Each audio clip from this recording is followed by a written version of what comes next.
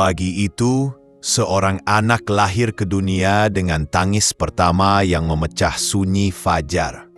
Dan di sore harinya, seorang ayah meninggalkan dunia dengan keheningan yang membuat waktu seperti berhenti berdetak. Hari Minggu itu seharusnya hari bahagia. Sekitar pukul 8 pagi, ponselku berdering. Nama Ari tertera di layar. Sahabatku yang selalu punya cara membuat percakapan ringan jadi hangat. Dengan suara ceria, ia mengabarkan bahwa anak ketiganya baru saja lahir. Seorang bayi laki-laki. Subuh tadi lahirnya, katanya dengan nada bangga tapi lelah yang manis. Kami ngobrol seperti biasa, bercanda ringan, saling mengejek hal-hal kecil yang hanya bisa dimengerti oleh dua orang sahabat yang sudah lama saling mengenal. Percakapan kami cukup lama, sekitar 20 menit yang kini terasa begitu berharga. Saat itu, aku sedang di rumah mertuaku, sekitar 3 jam dari Jogja. Sore harinya, kami kembali ke Jogja. Perjalanan terasa biasa saja. Tidak ada firasat, tidak ada isyarat. Kami tiba di rumah sekitar 6:30 selepas maghrib, ketika langit mulai kehilangan warna jingganya. Beberapa menit kemudian, ponselku kembali berdering. Kali ini dari Putri, sahabat kami juga. Aku menjawab dengan santai, masih dengan sisa kehangatan dari kabar pagi tadi. Tapi suara dari seberang terdengar aneh, terbata-bata. Sesenggukan. "Tan, kamu sudah tahu kabar Ari?" tanyanya, lirih, seperti ada yang tercekat di tenggorokannya. Aku tersenyum kecil. "Iya dong, dia telepon aku tadi pagi. Anak cowok kan? Selamat ya buat dia." Ada jeda. Lalu suara itu patah sepatah-patahnya. "Bukan Tan, Ari meninggal." Dunia seketika berhenti. Suara-suara hilang.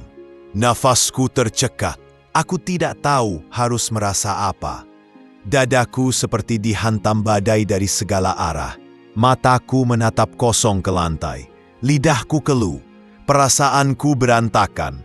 Seolah pagi yang hangat tadi hanyalah mimpi, dan sore ini adalah mimpi buruk yang terlalu nyata. Aku membayangkan bagaimana perasaan keluarganya saat itu. Istri yang baru saja melahirkan, anak yang baru saja membuka mata untuk pertama kalinya, ayah dan ibu yang mungkin sedang berdoa diam-diam di rumah, dan kakak-kakaknya yang menanti kabar bahagia. Tapi takdir justru membawa kabar sebaliknya. Hari itu seharusnya menjadi hari yang penuh syukur. Seorang bayi lahir ke dunia, membawa harapan dan kebahagiaan baru. Tapi hanya berselang beberapa jam, semesta seperti menarik kembali satu kebahagiaan besar. Di hari yang sama, seseorang yang mereka cintai pergi untuk selamanya. Yang membuat luka itu terasa lebih dalam adalah kenyataan bahwa ia meninggal jauh dari tanah Jawa. Di tanah rantau yang jauh dan sulit dijangkau. Transportasi ke sana tak semudah membalik telapak tangan. Ada jarak, ada waktu, ada rindu yang tak sempat tersampaikan. Ia pergi saat jauh dari keluarga, sendiri, tanpa pelukan terakhir, tanpa bisikan lembut dari orang-orang yang mencintainya. Dan ketika aku sampai di rumah duka, kakiku gemetar. Aku berdiri mematung di depan pintu, tak sanggup melangkah. Dada ini sesak, air mata tumpah tanpa permisi. Kami pernah merantau bersama. Setiap hari bertukar cerita, tawa, dan keluh kesah. Ia lebih dari sekadar sahabat, ia seperti saudara. Dan kini, aku hanya bisa berdiri di antara duka yang sunyi. Namun di tengah kesedihan itu, aku merasa kecil.